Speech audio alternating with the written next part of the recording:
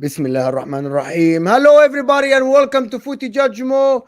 Mohamed Salah, world-class performance again, responds to everybody, including myself, saying that he has not been performing well. I raise my hand, the guy today, what a player. Even the people that said first half he wasn't great, he was absolutely amazing. He actually missed the penalty, but created two clear-cut chances. And if it wasn't for the bozo, Darwin Nunez, Liverpool should have been cruising in this game. Should have been cruising. But Liverpool distanced themselves from the pack, above everybody in the Premier League, 3 points above Aston Villa, and they are 5 points, if I'm not mistaken, from Man City and Arsenal. Believe it or not, this Liverpool that everybody ruled out are there to win the league. They are sensational today. Endo Masterclass, Van Dijk, and we're going to talk about it, but I'm here with the guys, so hit that like button for me, people. Subscribe to the channel if you're new. I'm here with the guys. Of course, we'll talk about Newcastle here with Philip, of course. Thank you so much, Philip, for being here with us. Absolutely amazing. Rack is here with us. Jamie's here with us. Absolutely brilliant panel for you. We'll talk about everything. And there's only one place to start, people, which is, okay, Darwin, no, Mohamed Salah. Go positive. Make up your mind, Mo. Is it positive, negative first? Okay, let me start with Mohamed Salah. What a goodbye to Liverpool. What will Liverpool do without him? Diego Jota coming back. McAllister with that pass. Wow. Talk to me, Jamie. Talk to me. What was this the Liverpool you guys have been waiting for? Dominant. Great. Yeah, look, Everything. This was dominant Liverpool. A bit chaotic as well at the same time, but I think that's how Liverpool sort of like it. But yeah, look, Mo Salah, nothing phases him. You know, he misses a penalty, it doesn't faze him. He changed his boots at half time, came out a new Mo Salah. I think Darwin's starting to pee him off, though. I ain't gonna lie. I think Darwin is starting to grate on him a little bit because Mo creates chances, man. He's the complete. I think Mo said this before as well. He's the one of the most complete forwards in world football. There's no doubt about it. It's not just about his goal scoring; it's his goal creation as well. How much he creates is mad. It's absolutely nuts what he does, and you know he might not be the most eye-catching player in the world, as people say with the eye test and all that, dribbling past people. But he doesn't need to be. He's just effective. Like, this game is about scoring goals or setting up people to score goals and win games of football. And he's the best. He's one of the best, if not the best, right winger in world football at doing that. And yeah, it's no shock to me that Mo got better once Darwin came off the pitch. Thank you so much. I always get better after Darwin. Thank you so much. Look, Liverpool got better as soon as Darwin come off the pitch. And look, I've been a big Darwin fan for time, but even even the Anfield crowd that I noticed, Rack probably say this as well, that the Anfield crowd lately as well have always been big on Darwin. Even they're going a little bit quiet now on Darwin Nunez. That we were so on top today, it was unreal. And when you got a player that is your striker, when the chances he had and created, when you're that on top, you have to put him in the back of the net, or it comes back to bite you. And we're lucky because it almost did come to back to bite us. But you got the king doing what the king does, Mo. It's as simple as that. Yes. Rack, talk to me about the setup. Talk to me about this Endo guy in the middle that came out of nowhere, and then, bro, I was telling Jamie off that, like the before the stream, the guy, like, you try to play in transition, the motherfucker just in your face, bro. Like, just he's not leaving spaces. He's like tackling, intercepting, blocking passes. He's amazing today. And I'm like, I didn't see this, bro. It must be Jurgen Klopp, or it must be the Liverpool lot. What do they call it? Talent ID. How is this guy playing like this? Look, it wouldn't just be you, Mo, because I don't think many Liverpool fans saw this coming. I certainly didn't. I thought he was going to be a stopgap type signing. There was no track record of him having played at this high level, and as far as I'm aware, there's never been any particularly big interest from other kind of top level teams. But he's got a specialized skill set, and whether the team has kind of adapted a little bit to fit what he's good at, or whether he's managed to go away from or adapt to the team. I mean, we did see with Fabinho in the past that it took him about 6 months to kind of get up to speed. Maybe that's a factor. But his performances over the last month have been really, really good and surprising. And I definitely didn't see it coming. So whether it's a talent ID, whether it's him doing better, whether it's Jurgen Klopp, I don't know. But it's that side of things has worked because I still think we need a defensive midfielder because I think long term we need someone in that position. And it's yet to be determined whether this form is form or whether it's going to be, form or semi-permanent for the next, 2-3 years or whatever the case may be, because he's 29, if I remember correctly. But yeah, he performed really well. Our midfield looked coherent. Curtis Jones, I'm really happy for the kid because he got a lot of stick over the last couple of years. He's received a lot of stick, especially from like the Liverpool online fan base. And I've always been more of a, let's just see how things go with them. I don't want to just with these young players, you just have to give them time, and then we'll find out whether they're up to scratch or not. People pouncing on him saying that, we need to sell him, we need to get rid of him, and his performances are shit. He's got no football IQ. He makes the wrong. There's always going to be an element of that. It's very rare. It's a unicorn when you have a young player who doesn't have those kind of negative attributes from the get go. That's the rarity. And I've always said, if I have a young player coming in from the academy, what are my expectations of any young player as a base level? If they become a squad player for Liverpool and they save us 20, 30, 40 million pounds and they can perform at a good level, but I don't expect them to be world class. Like I remember back in the day, like Man United always had your Wes Browns, your John O'Shea's, your players who would come in who would do a job for the odd game here and there. And then they would supplement that with world-class players who may come through the youth academy and surprise everybody, or world-class players who they buy in. Like that's okay. That's all I expect from Curtis Jones. And if I get more from him, great. He's right. He's Liverpool's best midfielder, in my opinion. Right at this moment in time. At the moment, yeah, I wouldn't disagree. Really? Well, yeah, what he does. I think Liverpool got a all-round better structure. I think at the beginning of the season, people were begging for this mythical number 6. Obviously, at the time, Caicedo and Rodri and all the hype around those players. People think that those players are just amazing by themselves. I look at your midfield structure today, and it was everybody looked happy and settled because they knew exactly why. The reason why Endo looks so happy because he knows exactly what he's doing. He's got Curtis Jones next to him. I think Curtis Jones is a very balanced player. I don't know why people are looking down at him. I thought he was a very good, very balanced midfield player. He's almost the equivalent to what Caicedo and Pascal Gross used to have when they were at Brighton together. They balance off each other really well. They allow your more flair players to go up with freedom. They're not too worried about what happens behind them because they've got these two guys that are willing to sacrifice themselves and defend from the back. I know that I've been listening to a few Liverpool podcasts recently. I understand that there's a few people a bit disappointed about Szoboszlai's performances of late. I thought he was very good today. I see what Klopp wants to do with him, and I like his growing. I don't know if it's a growing partnership. You guys can correct me with Diaz. I think him and Diaz play really well together, and I can see them on a number of occasions doing 1-2s. Obviously, they're not as penetrative as Salah because Salah's just Salah. But I kind of see what Klopp is trying to do with them. And the more they all play together, I think the more effective a midfield will be. I don't see Liverpool, yes, long term, maybe after 18 months or so, you're going to go for a younger, more athletic, stronger number 6. But in this moment in time, you've got an engine room that's really working for you. And it's allowing your flair players to be flair players and to be free. Yeah, 100%. There's 200 people here right off the bat. So hit that like button. Get us at least 200 likes. Half the percentage. The like button is underneath your live chat. It's the only way this channel is going to grow. We're going to get more audience here. The like button is how this channel is going to go to the next viewer. Andrew Wright, thank you for the super chat. Appreciate it. Salah was amazing second half. Let me just tell you something, Andrew. Salah in the first half created 2 clear-cut chances.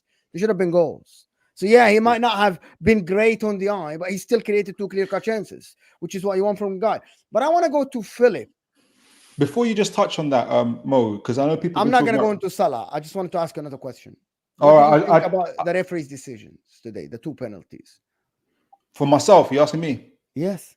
Yeah. So the first one, sometimes they're given, sometimes they're not. I wasn't throwing my shoe at the TV when I saw it. Why was Anthony Taylor so quick to whistle for Liverpool before waiting for the VAR?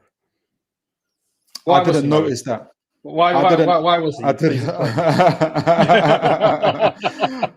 I didn't notice. I didn't notice that. I mean, it was given. I think it was just about the right decision in terms of the first one. If it wasn't given, I wouldn't. Either way, I wouldn't have been. I don't think it would have been a robbery either way. But I've seen them given. I've seen them not. Obviously, the second one is something altogether different.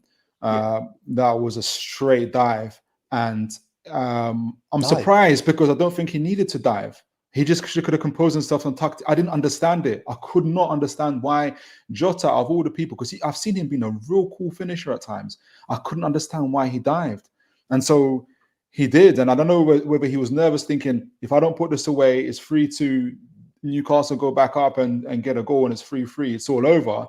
I don't know if that was going through his mind, but maybe he was thinking too much. If that was the case, just put it away. It was the easiest. All night, I probably would have been the easiest chance to put away. So I didn't understand it. I thought it was a dive. I think should have got a book for it.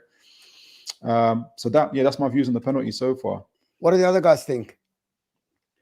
The first penalty is a penalty. The second one, I don't know.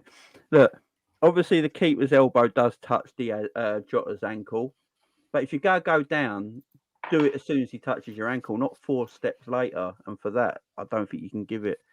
But I don't know why you just don't put it in the back of the net. I don't know why you just don't put it in the back of the net. As everyone said, Jota is a pretty clinical finisher at times, and for quite a cool.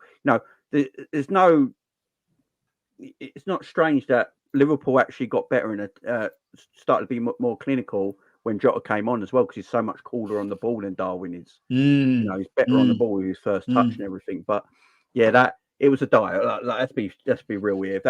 If that was given against Liverpool, me and Rack would be probably going mad. So I'm gonna get Rack's opinion, and then I'm gonna say my opinion about it.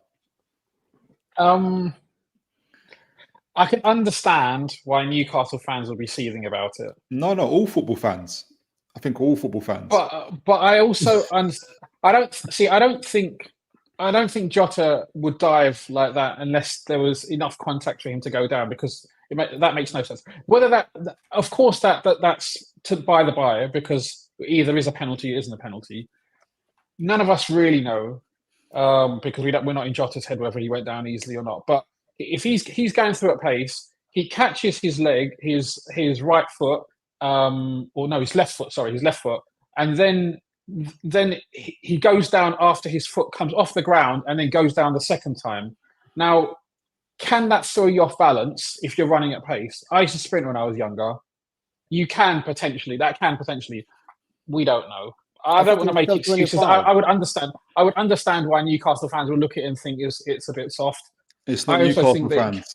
Here is my opinion about this. Here is my opinion, and it's the judge's opinion. All right.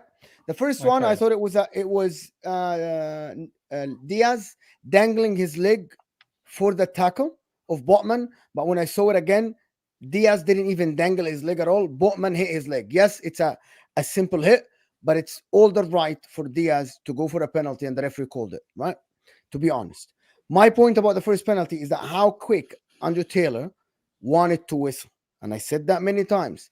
For Man United, especially for Liverpool, especially at Anfield, you get the decision and then you wait for the VAR to correct it because of the crowd, because of how the pitch is. But it was a clear penalty for me, 100%. If Andrew Taylor saw the contact, hats off to him. It was great, right? Because it was a penalty. For the second one, there is no doubt in my mind. I thought it's a dive, and then I saw the replay after the game on NBC, and it's clearly a penalty. His elbow completely took his cleats off.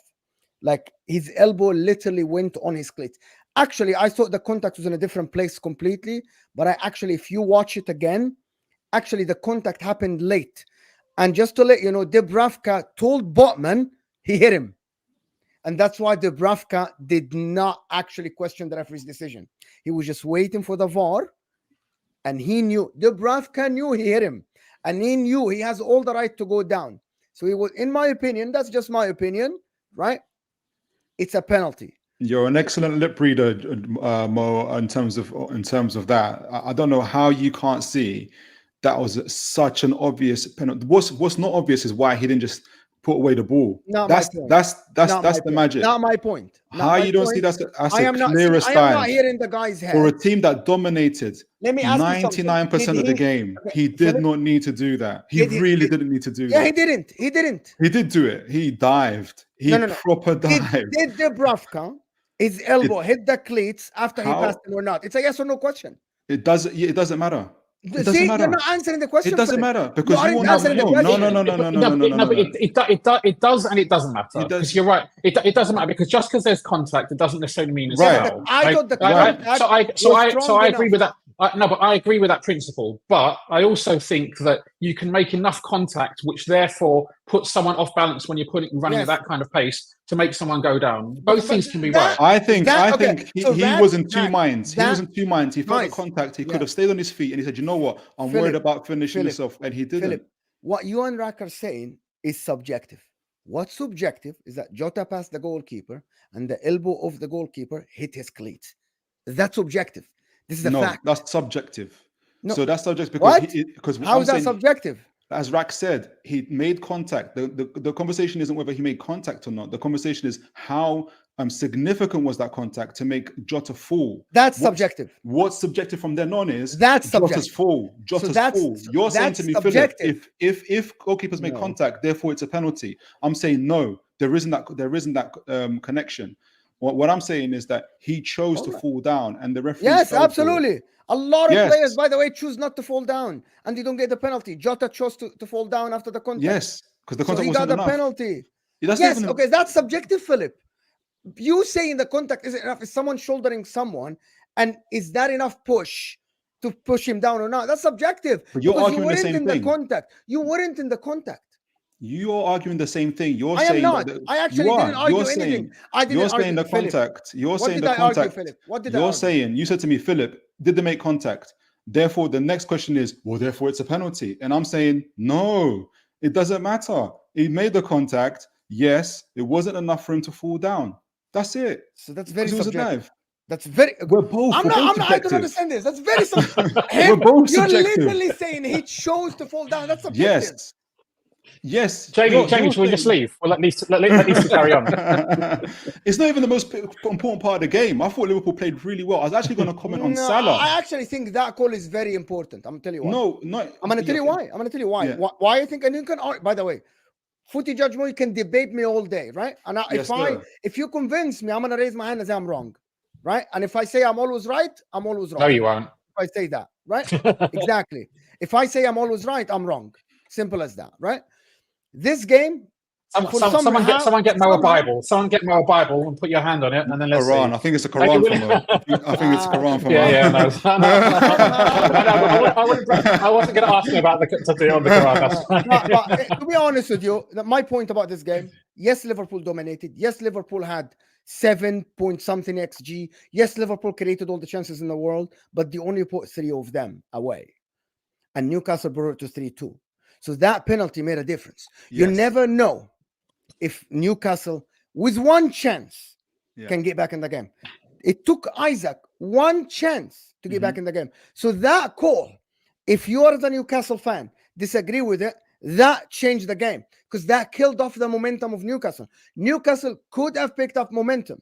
Well, could have, should have. But the fact is, if you disagree with that penalty changed the game because it changed how Newcastle approached the last 5 or 10 minutes. Whenever I can't remember exactly where that game was when that penalty was given, right?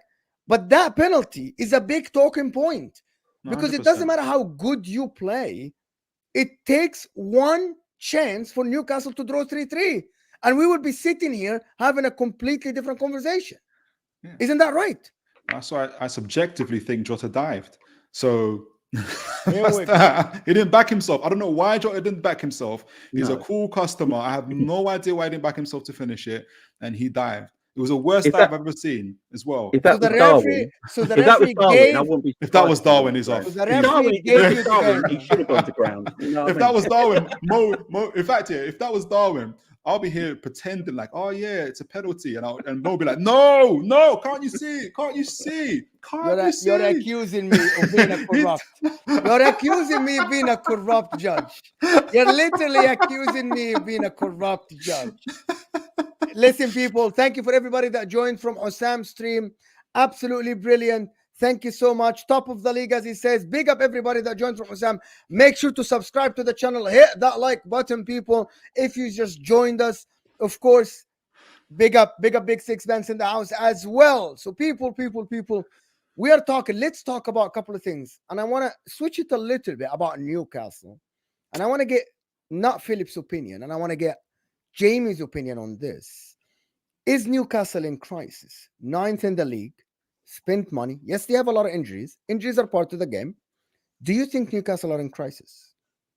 I don't know, because last season was an anomaly for me for Newcastle because they overachieved.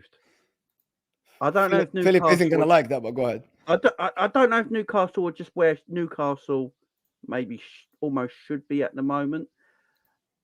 You look at the play. I've said this for a while. Although Newcastle got this, obviously, this financial backing, they can buy good players. I actually think Newcastle haven't really spent the money as well as I thought they have so far.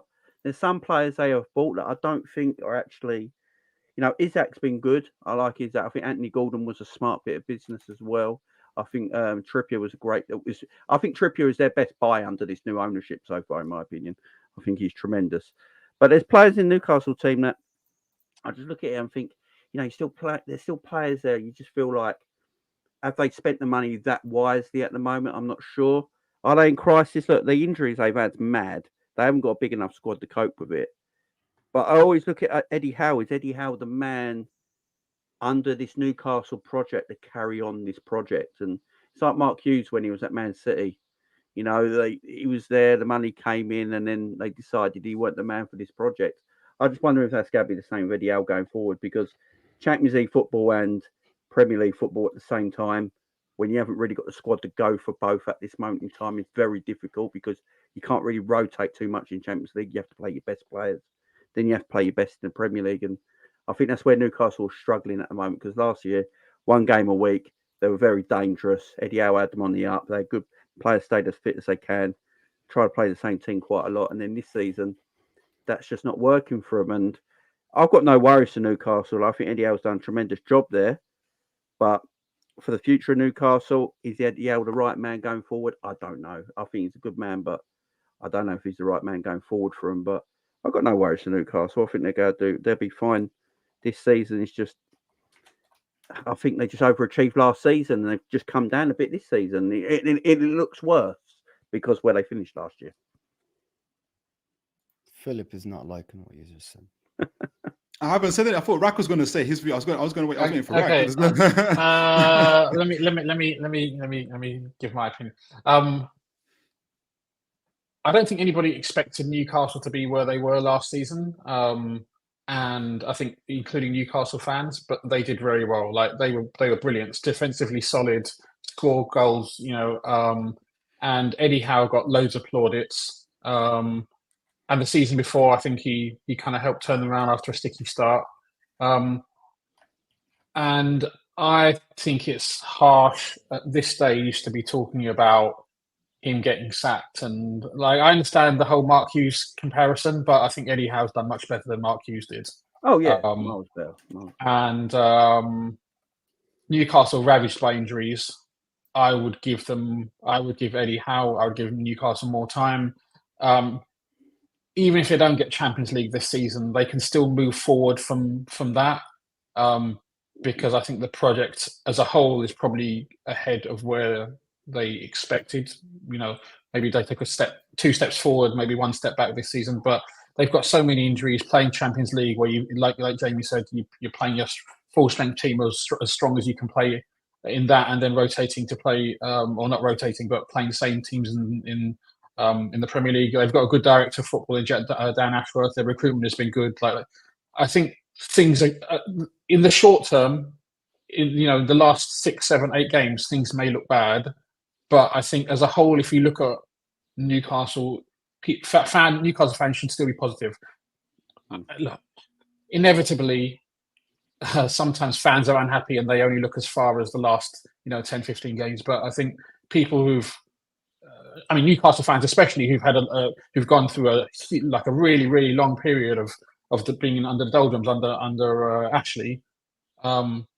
You need to forget about that at some point, but at the same time, they've come a long way, and I'd give Eddie Howe more time. I'd see how things go this season. If they were to drop off crazy and be down at 15th or something, then that may be a different story. But I still think Newcastle can get the European places. Within 2 weeks, they can be 11th. Yeah, and within 2 weeks, where on the positive side, where could they be?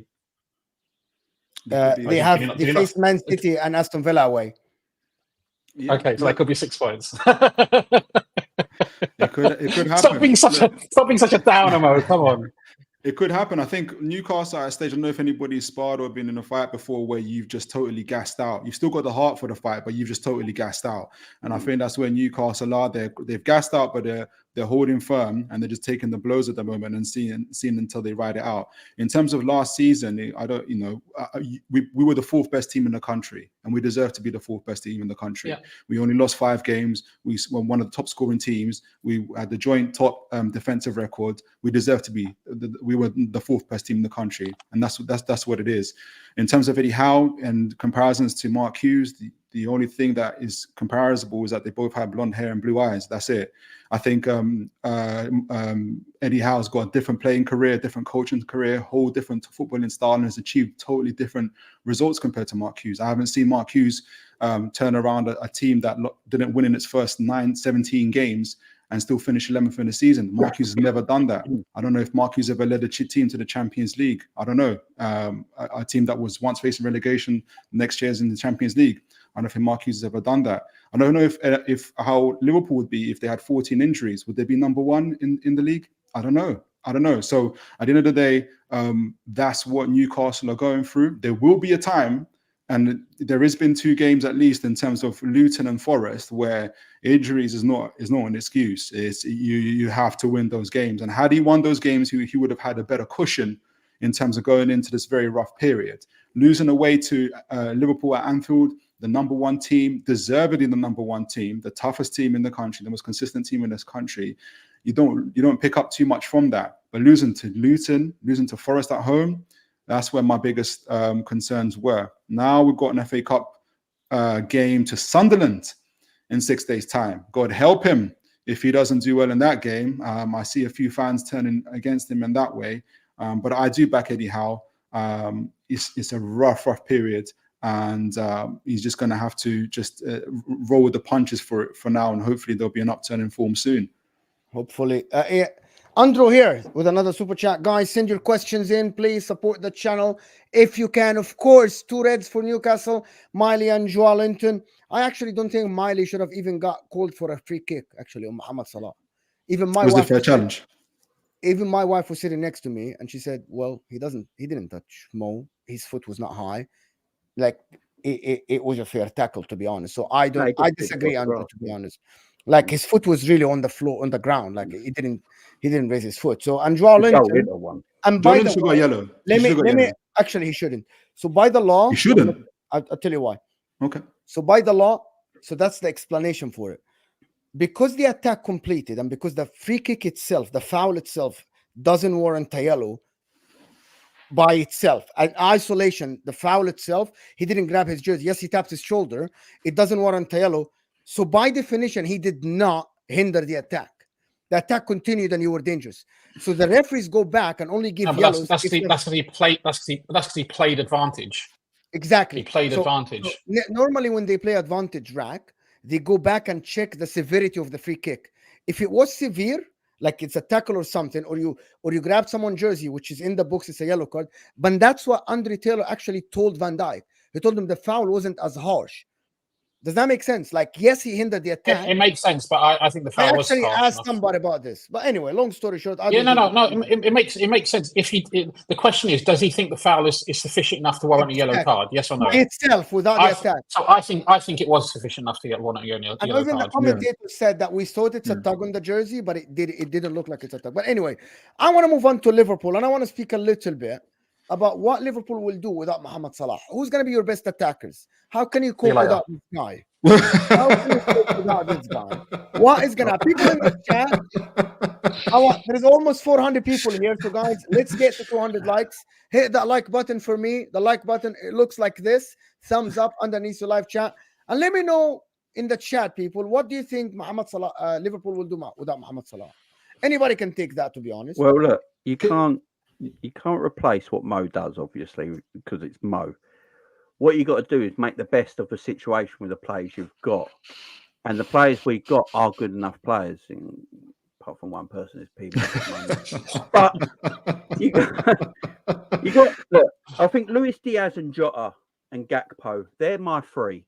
They're the three I would probably play with Salah away. I think we haven't really got anyone who can play naturally on the right. The only one I feel I could do a job on the right maybe is Luis Diaz. Don't know how Rack feels about that. Harvey Elliott also can play there.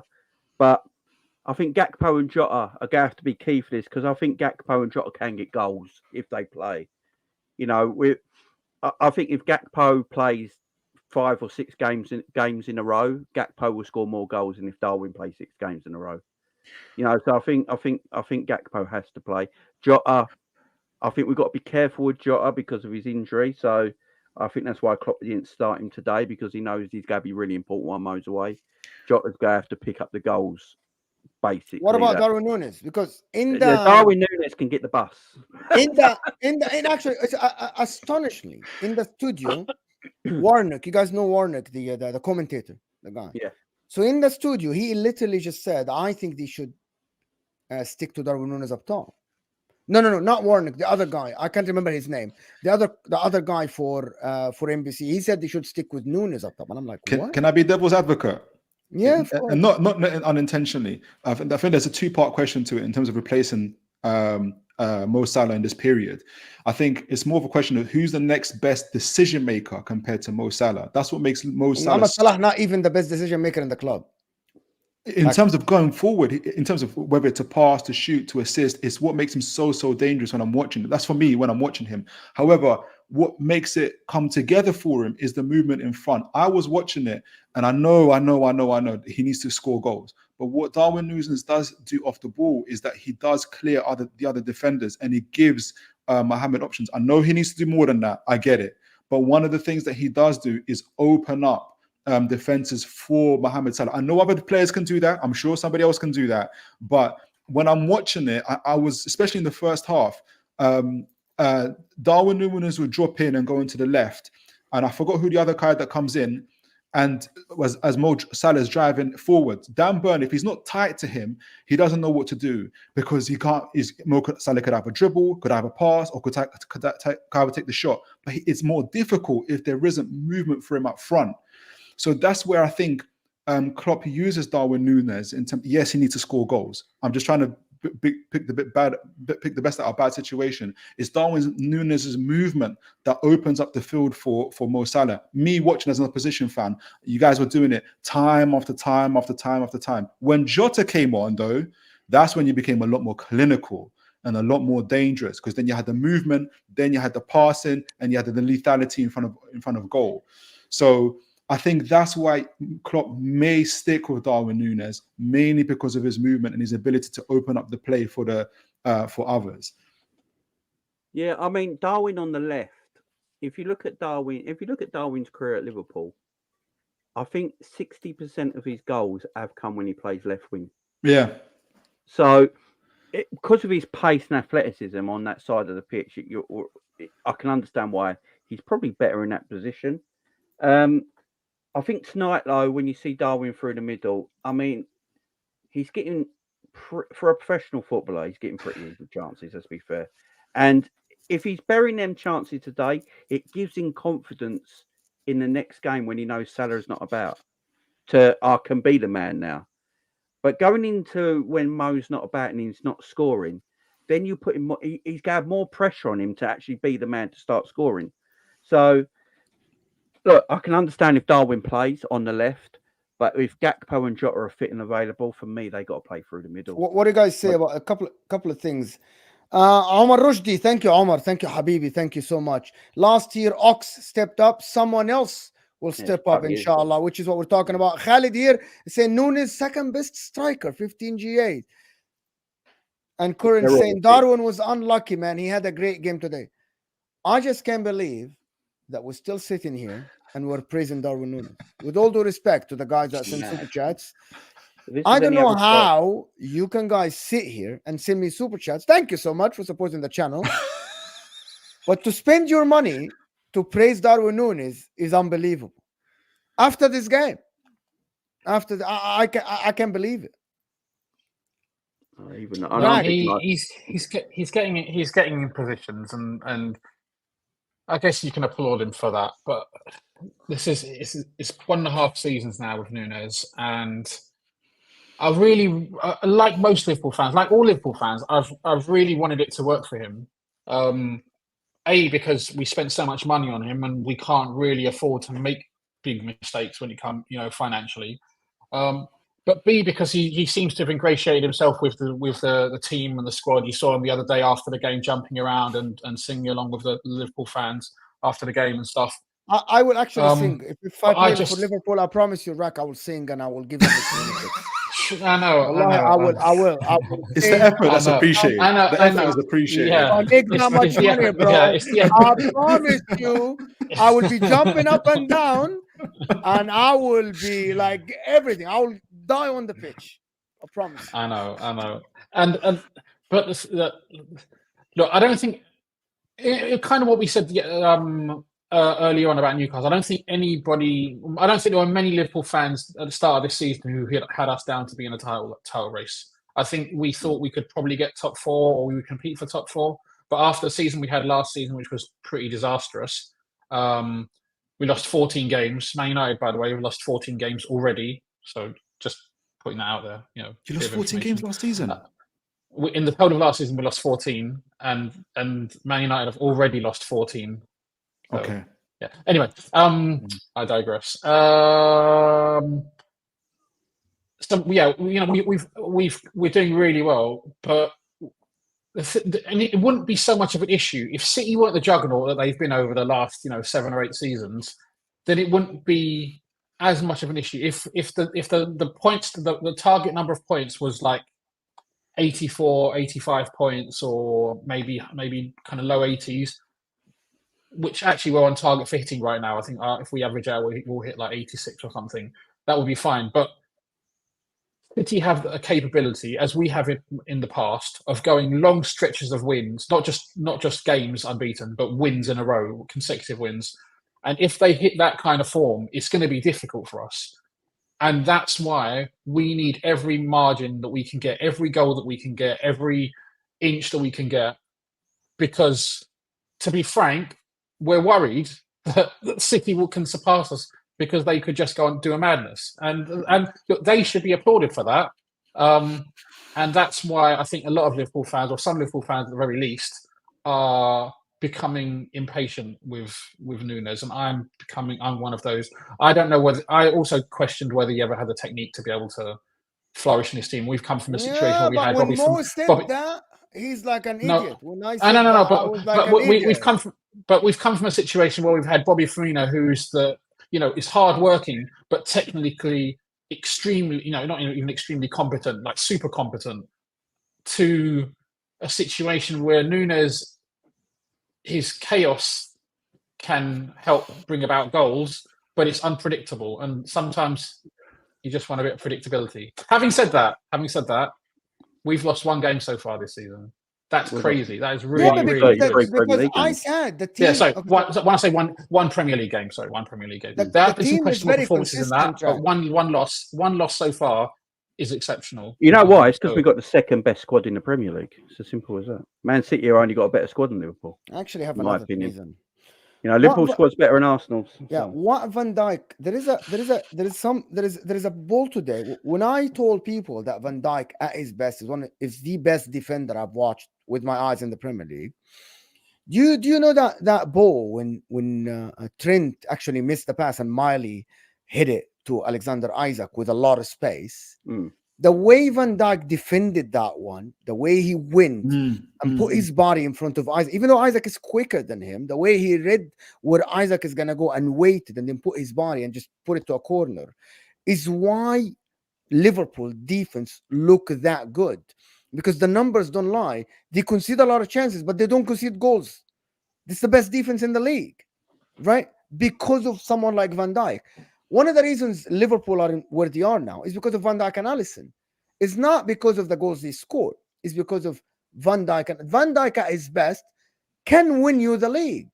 Literally can. 100%.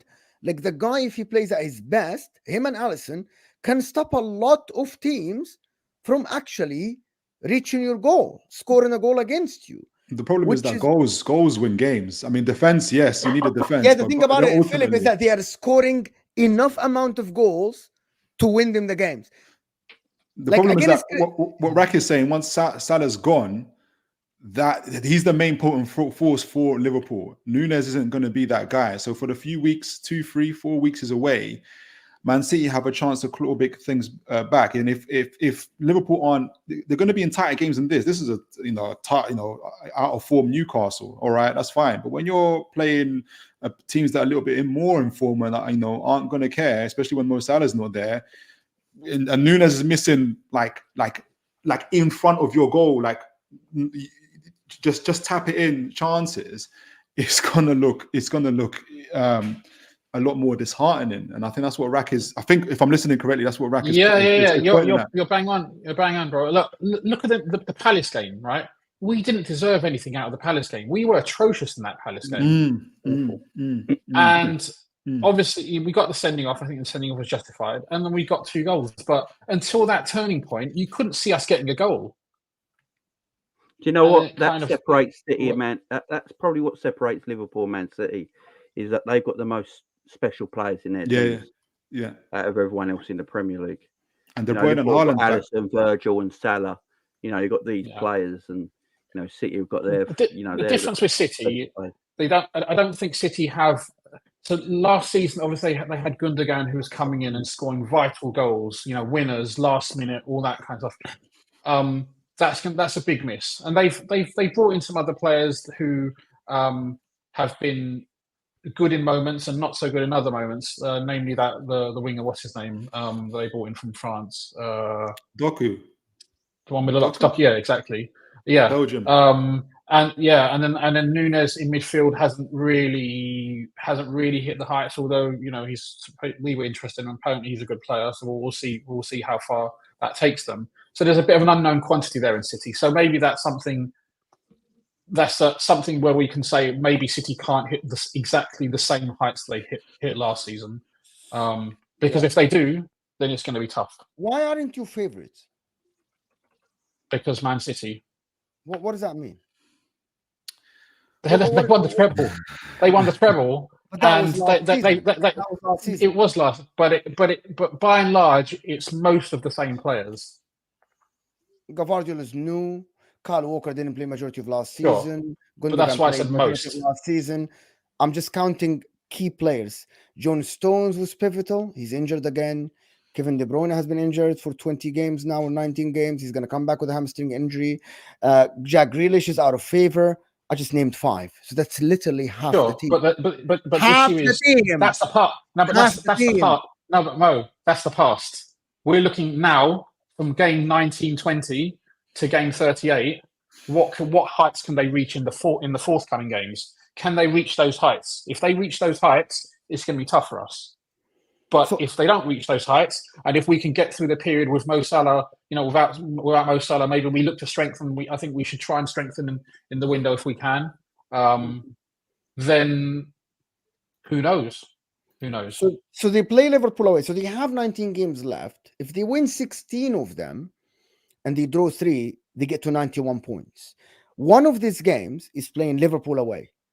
They have to play Spurs away, if I'm not mistaken. So realistically, they might not get to 90 points. You are on course to get probably 88 points, as you said, or 87 points. That's your the average. current trajectory 80. Current trajectory 86 points, 85.5. So my point is, why people talk about Manchester City, we're only assuming that they're gonna do the same thing as last year. Is that right to say that everybody's assuming that? Is that why people are saying they're favorites? Yeah. That they're gonna go on a run from February or something, they're gonna win all the games? I don't know, you know. There's something about Man City this season where I think this is the first season some teams aren't as scared of City as they have been previous years, and they're willing to have a go. You know, a lot of teams. I know Everton lost 3-1, but in that game, Everton were leaving players up.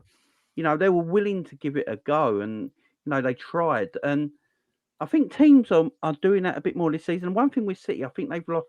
You know, De Bruyne's going to come back, which is huge for them. And obviously, once they got the machine back up front, and they got De Bruyne in that team, you got to make them favourites for everything because them two are exceptional. But I think their defence is a bit disjointed at the moment. I don't think Ruben Diaz is quite as good as he has been before. Edison's got a mistake in him, in my opinion. And I feel they've lost some of their clutch players off the bench. You know, a Gundogan coming off the bench, who, if you look at last season, he pretty much won them the treble towards the end of the year. You know, he was so key for them. And Jeremy Doku hasn't proved that yet for me. So I think there's some questions of City, but you still got to make them firm favourites because for me, they are favorites, right? Yeah. For me, they are favorites. But I said if Liverpool go and get a DM in January, their starting 11, if they keep everybody fit, is as competitive as everybody else. However, Endo's performing now. So do Liverpool need to go out and get maybe a striker or a centre back or something? That's what we're talking about here. Yeah, centre back and a striker. A couple of super chats. Curran here is saying Gomez and Endo play crucial role in defense. Endo today, he was like a bulldog there. Absolutely phenomenal. Absolutely phenomenal. P4 Paper saying Nunez 5 goals, missed more chances than Jackson 7. Is Jackson a better player than Darwin Nunez? No way. Let's not have this conversation. I actually think Darwin is more. Can I answer the super chat and let you guys say? I actually think that Jackson is a better player than Darwin Nunez. No. On the ball, he's better. No. On the dribble, he's better. Vision, he's better. Passing is better. Maybe finishing, Darwin Nunez now is proving that he's not amazing. No way. So Darwin Nunez is better than Jackson.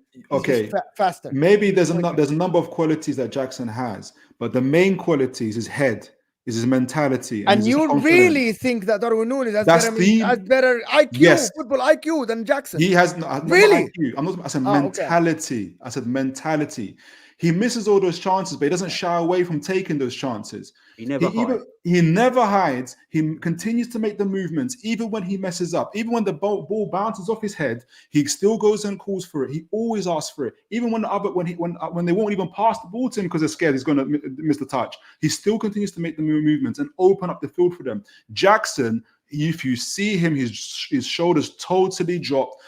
I think it was Cole Palmer had to force him to move at one point. They said, "You have to move, mate. You have to move." That's motivation from the club. That's not him. The player's ability. But what's more important? Not the player's ability. Mo, if you've lost motivation, you can't blame other people. You need to control that. I am not. Yeah. See, my question in the beginning, I'm not. Nah. My question in the beginning was simple, and you guys are answering different question. I asked you, as a player in isolation, who is a better football player? I would take Darwin. Let me ask the people in the chat. We have 400 people here. Big up everybody that joined from United States of America. Who is a better footballer? Darwin Nunez or Jackson? Just one word in the chat. There's 400 people here. Is it? I'm not even a Liverpool fan. You guys should be throwing tables at this. Jackson I can't believe this. Or Nunez? Who is a better Jackson? This is like asking a Liverpool fan. This is like asking who do you prefer, your mum or your wife?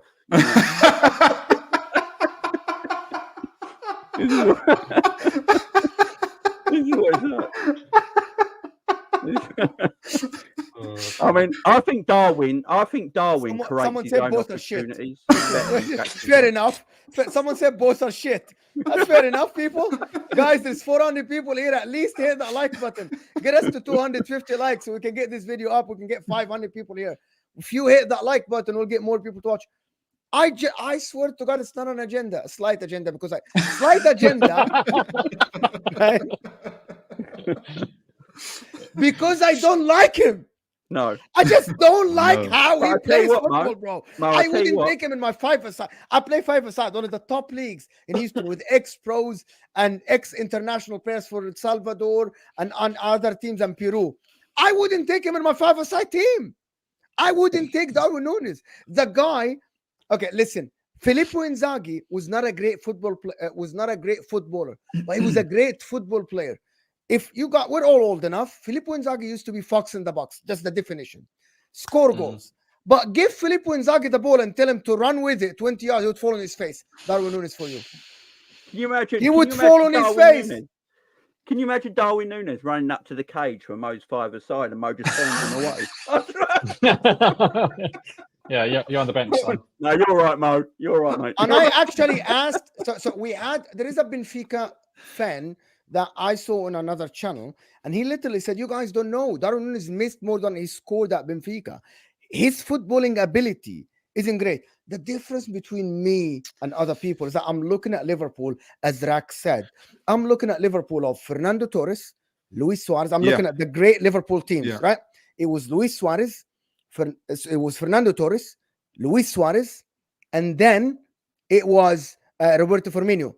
Yeah. Now we downgraded to Darwin Nunez, and Liverpool fans are accepting mediocrity. That is as they are doing exactly what Mo likes to say, what I like to say, whatever makes you sleep at night. You know, I think, this is exactly what we did have like an Andy Carroll in the middle as well, and like a couple Ricky of Lambert, Andre Varane. So it's not, it's not all peaches. If you put Darwin on the transfer list tomorrow, though, I'm telling you, I bet big clubs come in for him, though.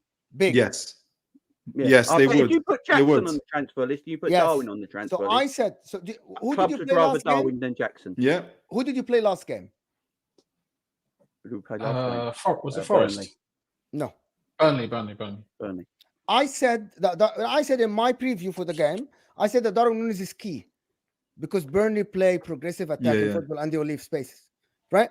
The problem with Liverpool as a team is that you won't play Burnley every day. You will play the Palaces, you'll play the Fulhams. Your majority of the team will defend deeper against Liverpool. And Darwin Nunez, he misses a lot of chances, and he isn't great. Yes, Jackson but he's a better footballer. No, he's not. Have you seen his touch? Have you seen his touch? Have you seen his first touch? It's way better than Darwin Nunez. It's not. Ask Chelsea fans about Jackson's first touch. Chelsea fans about Jackson's first touch. It's atrocious. It is horrendous.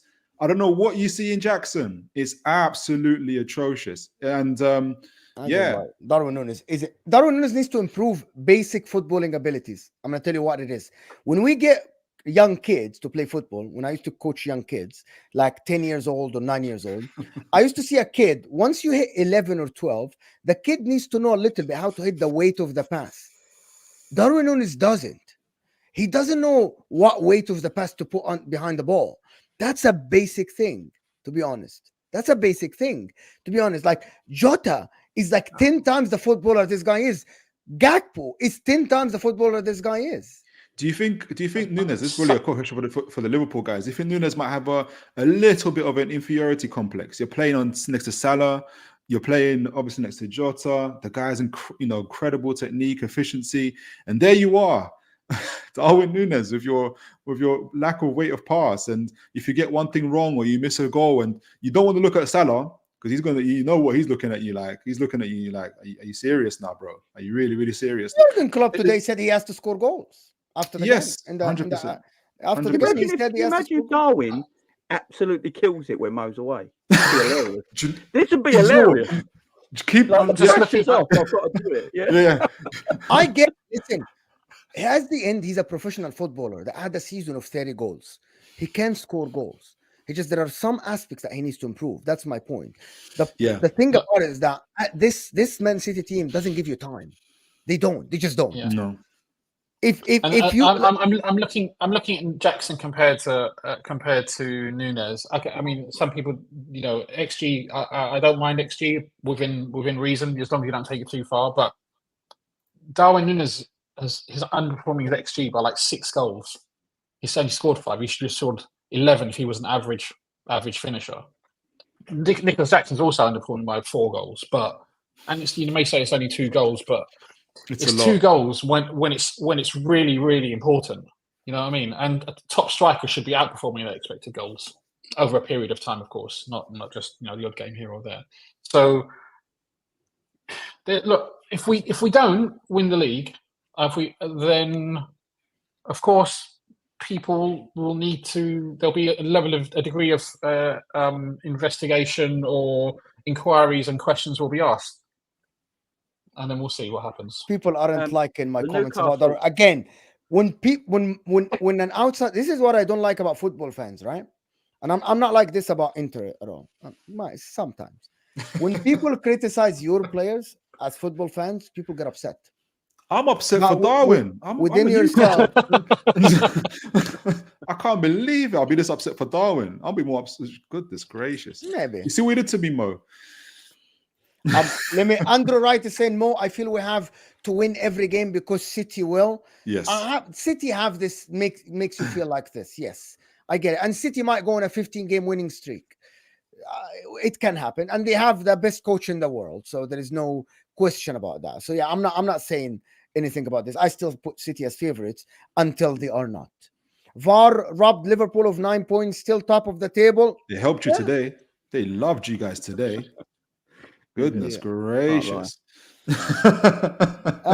Curran is saying Darwin going to be a killer in a couple of games, I bet. It's 5 goals in 4 games. But this the thing.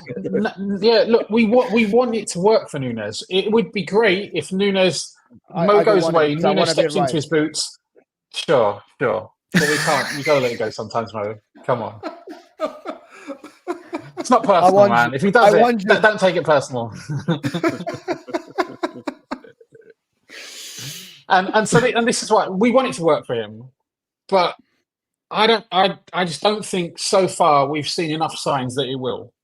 And if he turns it around, good on him. No one's going to be happier than us. Well, I've got a stat here. Yeah. Between Darwin,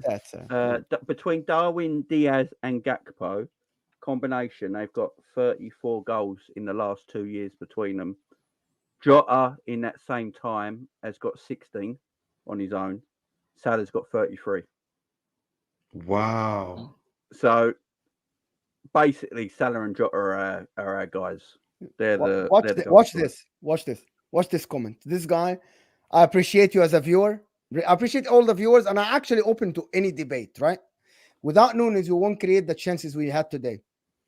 Well, Jota came on and created some chances. Gakpo came on and you just created chances, bro. Like, this is not the thing is, maybe Crypto Z, maybe you're right, but maybe we create different types of chances if Jota's playing up front or if Gakpo's playing up front. I feel personally, I like the way that our attack interchanges better when Gakpo's playing as the false 9, because that's what we've done more of in the last 7 or 8 years. And even last season, I think our best period last season came when Gakpo was playing in that false 9 role, in my opinion. But if Arsenal don't get Champions League this season, because I don't think they're going to get first spot, you guys should go heavy for Bukayo Saka. Hold on. What? What did you just say? Rewind. What? You guys should go heavy for Bukayo Saka. If Arsenal don't get Champions League football, is there a chance they won? There's a chance. There's a chance. There's a chance. They're falling. They're flailing. It's all mental. Look at like that's what Liverpool. Do you know, Philip? I asked this question this morning in my show. They went ballistic. They went nuts. There's a chance. People in the chat were nuts. It's nothing to do with Arsenal's quality. It's all up there. It's all up there. Ain't no way. I asked this. I said, if Arsenal finish below Spurs and they don't get top 4, should Bukayo Saka look elsewhere for development? Did you ask that? Did you say that? I did ask this morning to Tom and Nobbins. Of course, people get triggered when you ask this question, but I ask it for opinions. Should Bukayo Saka look to be maybe the replacement for Mohamed Salah? 100%. Should Liverpool go and 100%. and I asked if Real Madrid comes knocking, if Arsenal don't win the league, I'm not saying Champions League football. I'm saying if Arsenal don't win the league and Real Madrid come knocking with 120, 130, 100, whatever, right? Whatever the price is, should Bukayo Saka consider going there to Real Madrid or Bayern Munich for something? Oh, if Real Madrid come calling, it's not even a consideration, is there? Everyone's going. Everyone's going. No, that's not Felix, true. No, that's not true. If Man City that won treble, and if someone comes knocking from Real Madrid for some of the players, actually there's a 50% chance that the player will say, no, I would rather play under Pep Guardiola. It's Man City. You know, the facilities are great, the coach is great, the structure is good, we're gonna win trophies. So Man City are very, very attractive, in my opinion. But should Bukayo Saka consider other clubs like Bayern, even Man City, for example, Liverpool, or Liverpool? Liverpool's a team for him. I could see him at City. He'll be another player at City. At Liverpool, he can be a legend. He can absolutely be a. So I always thought, and it's partially it's kind of as a reason of Klopp's comments, but I always thought that Martinelli on that right hand side, as a long term, I think he plays more like Salah, and I think Saka plays more like Mane. He doesn't play with his head up. He doesn't play with his head up. Saka does. That's what makes Salah so lethal. True. But I see a bit more of Mo Salah in even though he obviously plays on the other side, and if he could, like you say, be a bit more way play with his head up, be a bit more of a playmaker. I think Martinelli would be a great shot. Arsenal fans are not going to be happy. We're trying to nick two of their front three. Anyone want Jesus? Anyone want Jesus? No, I want Jesus. We'll take him. I think we'll have him. No, Isaac's better than Jesus. Do you know what he is? No, like on the right. We'll put him on the right. Miron. Hell yeah.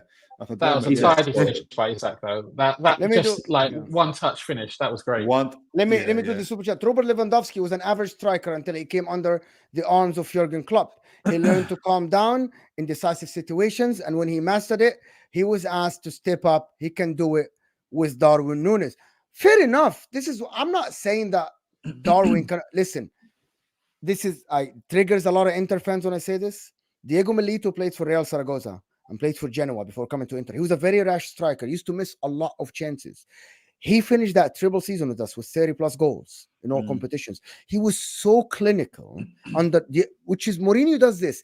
Mourinho taught Drogba how to play that. Mourinho is the one who makes for Higuain under him at Real Madrid. There are a lot of people that develop. I'm not saying Darwin cannot develop. I've seen Diego Milito in that triple season. He was pivotal. And it was just development within that season. Darwin Nunez, within half a season, can develop. I'm talking about what I'm seeing every day now with Darwin Nunez. He misses a lot of chances. Liverpool can do with these goals. Really, they can do with these goals. The game could have been done and dusted in the first half. Liverpool had 15. You could have had 2 goals. Do you know what's frustrating about Darwin?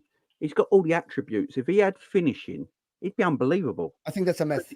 Because he's got all the attributes. So how hold on. You started off again. You started off again, Jamie. Jamie. What attributes does he have? Okay, let me count attributes and you guys can rate them. First touch out of 10. What is first touch out of 10? Better than Jackson's. Okay, so 7. See, I'm not talking about Jackson. 7? You're saying 7. Darwin is a 7. Yeah, I've seen him have great. Out of 10, and you can't say 7. Out of 10, and you can't say 7. Absolutely not. Oh, we said out of 100. Sorry. 3. Weight of the pass, passing ability and creativity. He's got 8 assists, so it's not bad. Got 8. It's not bad. That's not bad. Not bad. Footballing IQ. They're all to Mo Salah, by the way. I said it before many times. To be a good striker, a very good striker, you need to be elite in about 2 aspects of football, right? Physicality, maybe speed, first touch, finishing. Darwin Nunez isn't elite in anything other than one thing, which is he's naturally gifted with a lot of speed. That's it. Otherwise, he is by best average in every single other aspect. He's got a very good mentality. Actually, I think he's stupid. No, that you're talking about smartness. That's IQ. That's IQ, football IQ. He's got courage. He's got resilience. Yeah, okay, he yes. goes and tries again. But I promise you, if I get a player from League One, he will be so courageous. No. They will give everything on the pitch for Liverpool Football Club. Sometimes, Philip, let me say one word. Okay, go on. Yes, one sentence, and then I'm going to let you talk. All right. Sometimes your best isn't enough for the club you play for. Yes. Do you rate Vinicius Jr.? Very skillful. Incredible weight on the pass. Right? Do you know he recently got himself a massive back tattoo? He traveled somewhere for 6-8 hours and got himself a back tattoo that took 8 hours to do. And he had all the greats on it. Michael Jordan, Kobe Bryant, Pele. And you know the one big word he had tattooed, etched across his back to summarize all these great people that he loves? It wasn't dribbling. It wasn't weight of pass. It wasn't technique. It wasn't the pace. It was mentality. It was mentality. So one of the world-class wingers in all the world that we respect traveled somewhere for 8 hours, took the time out to write mentality across his back. Mentality means a lot. It means it puts all these other key attributes and qualities and skills together. Yes, it doesn't mean if you got low quality in all these other areas and you got mentality for days, you're going to be a world-class striker. But it's an important factor. And that's why there's always hope for Darwin Nunez, that these things will connect for him eventually and that he can be a better striker. I'm not saying the most lethal striker, but he can be the fact that he shows up. You know what what did Guardiola say about Foden? Out of the main skills that he always gives for Foden, he goes, he makes a mistake and he plays like it's never happened. He still goes for the next thing. That's out of all the things that Foden can do, he says he plays like it never happened. And so Jackson doesn't have that. All these other incredible strikers. Jesus doesn't have that. Jesus said he went and cried on the phone to his mum when he wasn't made a striker. I don't think Darwin Nunez does that. I don't think Vinicius Jr. does that. Fair point. This is a fair point. Fair point. But there's a lot of athletes in the world that do that. But yeah, fine. Doesn't like it. No, I get what you're saying. I actually believe what you're talking about now, Philip. Yeah. Like you believe that he has the mentality to actually work hard to develop the other aspects. Yes, sir. Because he has the basics, which is fair enough. Everybody has. If you have the mentality, you can work as hard to actually. Steve Curry in the NBA, he said he used to work day and night. Dirk Nowitzki. If people don't know Dirk Nowitzki, just go look Dirk Nowitzki's story. The guy used to work day and night to make it to Hall of Fame in NBA. And the guy wasn't the most athlete, but he made it. So maybe you're right. I'm talking about now. But yeah, I get it. Karen here saying Darwin will soon shut up online pundits' mouth. I bet. I'm so glad. Alhamdulillah. Alhamdulillah, I'm not a pundit. Alhamdulillah, I'm a YouTuber, not a pundit. Alhamdulillah. Thank you so much, Karen, for the super chat. I'm not a pundit. We want him to. That's the whole thing. We want him LFC, to. you do, but I don't care. Today is footy heritage. Salah will be missed. Jota is key. Absolutely. Diego Jota today. To be honest, the guy's a bowler. The problem is he's not available. Like Thiago Alcantara. What a football player. What a football player. Thiago Alcantara, but he's not available. Unfortunately, Curran is saying, yes, mentality make average players great. 100%. So you agree, Curran, that he's average? I like it. I absolutely love the super chat. See, the problem with Curran is he didn't realise that Mo is legally trained, and he found that way to just get that little dig in round the corner. He accepted what you said, and then he turned it around on you. Curran, do better, man. He's absolutely right. His super chat is 100% a fact. Curran's done himself there. Oh, You've no. done yourself, bro. Thanks for the super chat, Curran. Thanks for the super chat. I absolutely agree. Super chat. But Philip and the guys, there's a lot of questions in the chat. People are not liking that we're talking only about Liverpool, and it's fair enough only to talk about Newcastle. Yeah. And Bruno G, the most overrated player in the Premier League, of course, the guy that gets rated as £100 million player. do we think, and I'm going to ask the guys, I'm not going to ask you, Philip, because you're biased. You wanted every single Newcastle player to be in that team of the season when we did it together. Iraq and Jamie, please. And By the everybody. way, before you go on that, remember I said Anthony Gordon over Martinelli. Yes. Who's got more goals? Who's got more assists so Anthony far? Gordon proved me wrong. All I right. raised my hands. All right. Anthony Anthony Gordon proved me wrong. Anthony Gordon is, I think he has the ability to be very, very, very, very good player. He just, I think there is nothing needed from him other than maybe grow older, faster. Yeah. I agree with that. I agree with that. Faster sometimes. That's it. I agree with that. I agree with that. He's absolutely proved me wrong, and I raised my hand, and I have to admit that I was wrong. He's good. You're not the only one. You're not the only one. I think lots of people really question the amount of money that Newcastle are paying, and that's what I mean. Like, with Dan Ashworth, the recruitment there has been really good. He's a very, very good young player, and he's only going to get better. And it takes me to the second question. But first, Bruno G Price, do you guys think, because there are links with teams like Man City or Man United or Liverpool and Arsenal triggering that 100 million, do you guys think he's worth it? He's not a £100 million player, but I do like him. I'll take him at Liverpool, not for 100 million, but I'll take him at Liverpool for a significant fee. Yeah, 65, 70 million, I'd pay that. Yeah, I would love him at Liverpool. I ain't gonna lie, but I just the price tag, the release clause of 100 million is just, I don't see anyone paying that. I'd be surprised if anyone pays that, to be perfectly honest. And I think that's why Newcastle made it £100 million release clause. They'll pay it. They'll pay it. Stone cold. Look at that face. Stone cold. They'll pay it, man. They'll pay it. Because look at this way. How many players can play as well as he does back to goal? And back to goal, you can play anywhere on the field with that. Take the ball from the back, get it to the front. How many players can do that smoothly and in transition? Not too many. And without looking clunky, without losing the ball, without adding fluidity. You can have Guimaraes next to Endo, whoever you guys have, and McAllister. Your midfield works like a machine. Now, you don't get many players that can do that. And so that's where the £100 million comes from. Can you name me 5 players in the world that can do better than group? That's what I'm saying. I like him. Yeah, I like him. I just don't know if I'd pay 100 million for him. That's all. I mean, we paid 60 million for Szoboszlai and a release clause. I just don't think there's. I don't know. I like him though. I don't think he's overrated. Really. I think he's a good footballer. I just don't think he's definitely not overrated. He's absolutely brilliant. And you're like I say, back to goal, on the ball. He's got everything you want from a modern defensive midfielder, especially someone who can control tempo and all of those attributes he's got. There's not many teams that can pay 100 million. He could be your Thiago. He's not as good as passing. Thiago is incredible. There's not too many people who can do that. I can see some similarities there for sure. There's not many teams that can afford to pay 100 million, so that obviously whittles it down. I wouldn't say Arsenal are going to be looking for anybody in that mold. No, they got Havertz. Yeah. They got Havertz.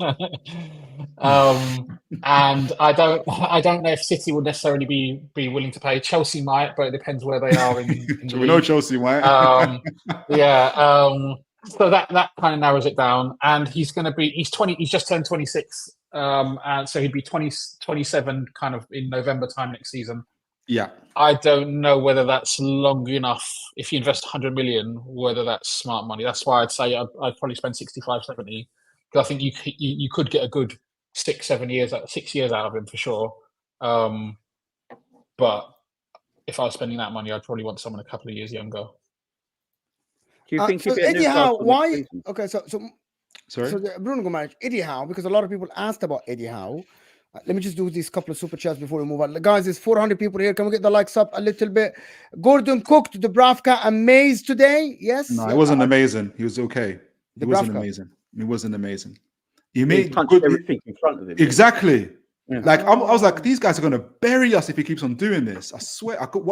Again, going back to Nunez. We're going back to Nunez here. Dubravka was doing his best to help him score. I was like, sorry, God. Fine. Dubravka wasn't very. It was good. He wasn't amazing. He was good. Yeah. He wasn't amazing. Eddie Howe, again, is he under pressure? 100%.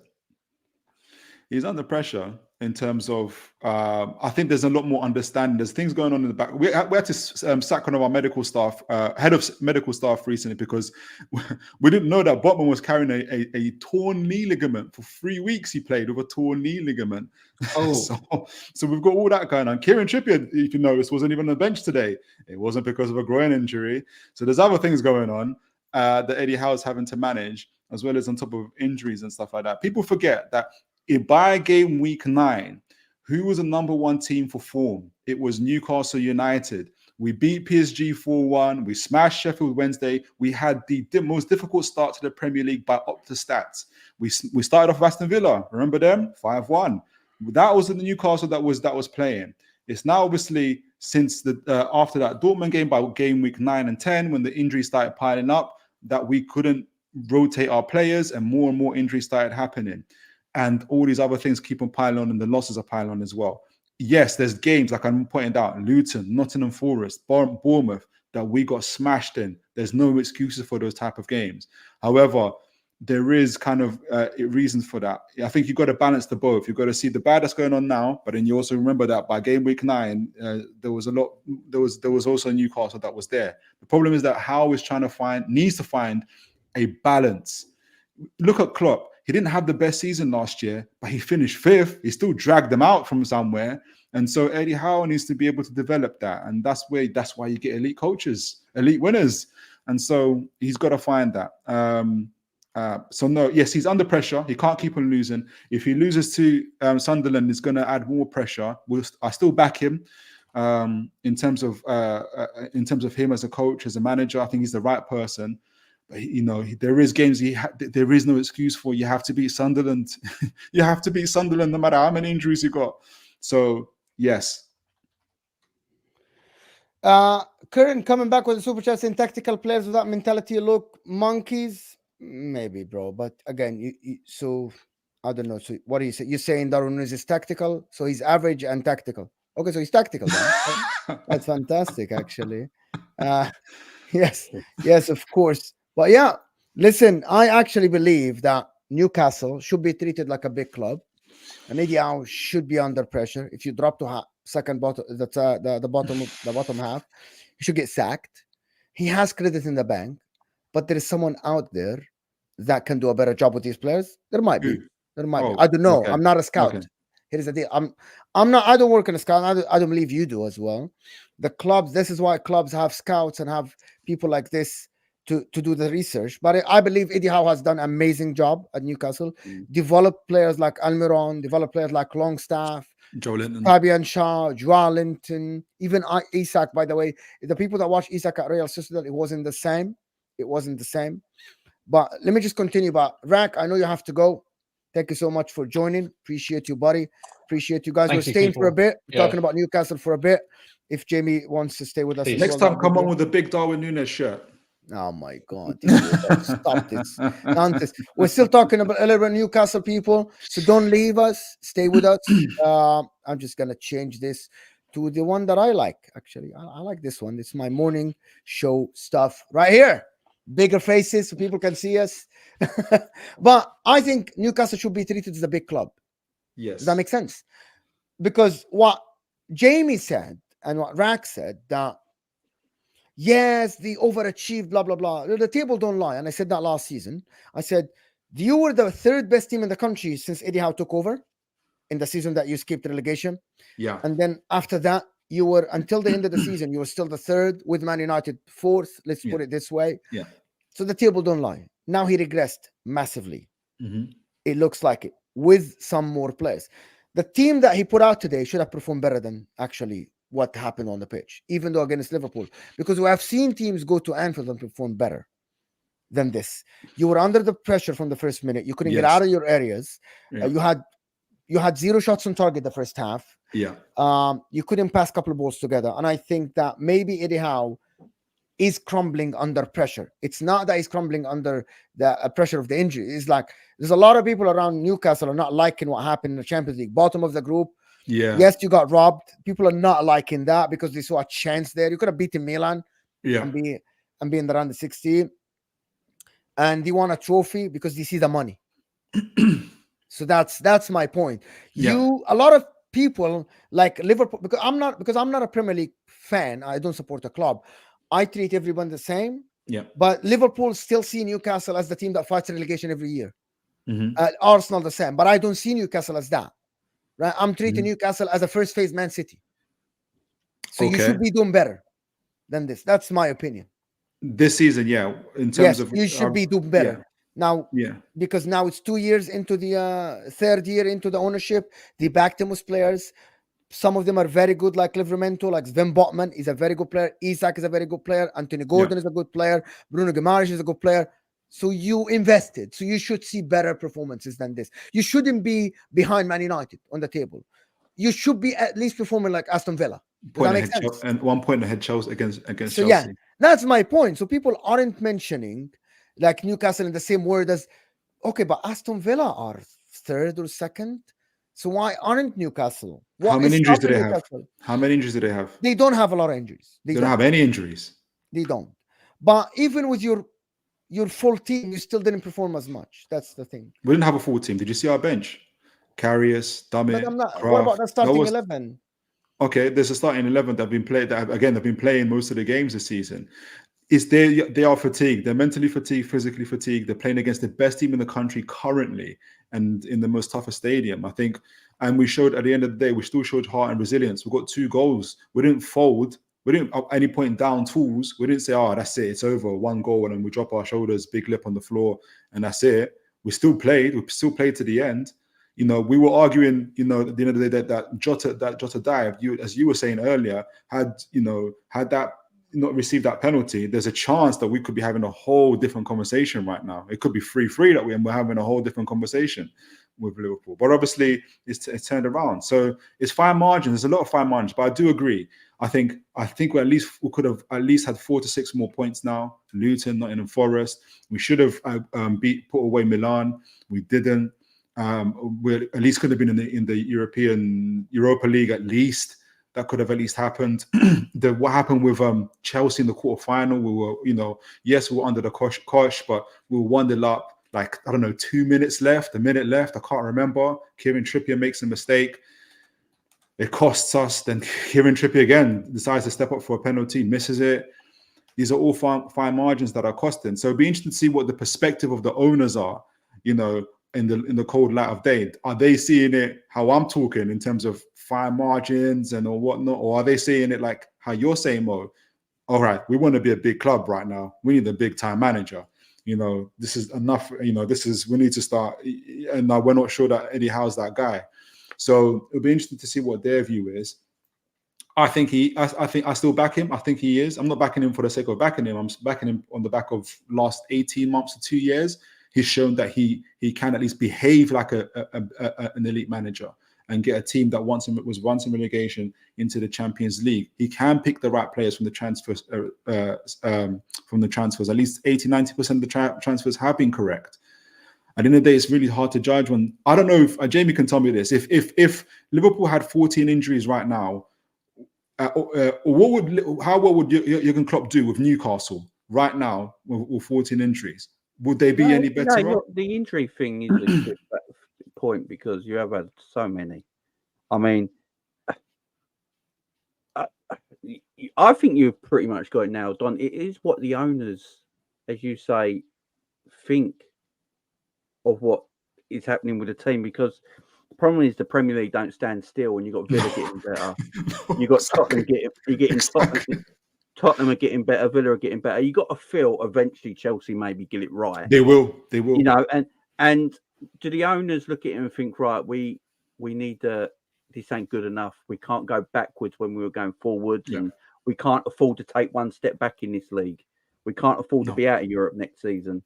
So yeah. Or is it that they might feel like you're saying, like the injuries have taken their toll? What is this Newcastle team like this season if they didn't have the injuries? Yeah. Where would they be? Are these just little errors costing us right now, and it's losing our momentum? It's when you've got injuries, it's difficult to assess a team, I think. Especially when you've got an injuries of that thing. Like when Liverpool had their injuries, when they lost all their centre-backs. Yeah. Everything. Liverpool dropped. I think even with City, you see it when City lose Rodri. They can't win a Rodri. game. They can't win a game. That's just one player.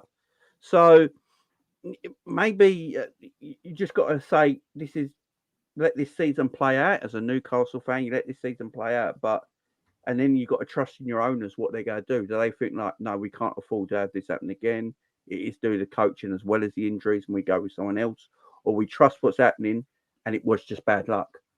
So it is down to the owners what they decide in the end of the season. But yeah, with the amount of injuries you've had this season, it is hard to judge Newcastle, to be fair. It's a crucial time. I have to say something that people won't like, Philip. You won't like. Yes, you have injuries, but you're the only team in the league that had two teams.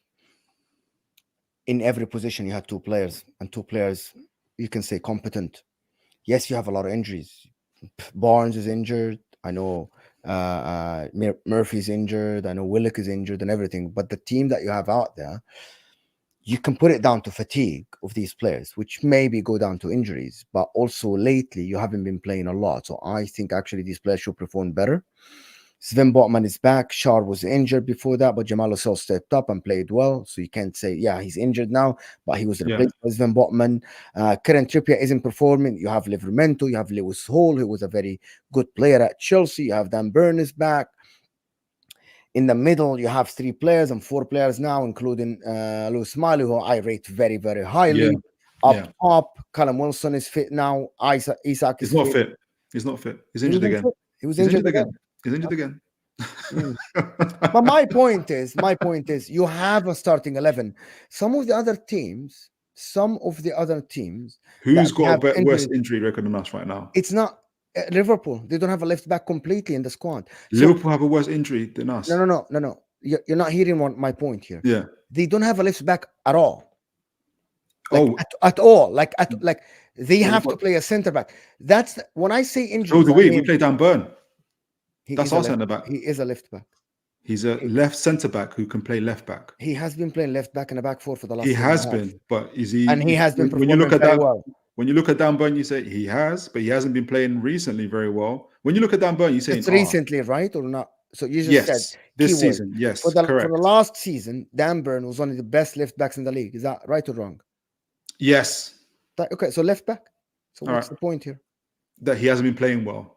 Like it's the same as if Arsenal fans say, but Ben White is a centre back.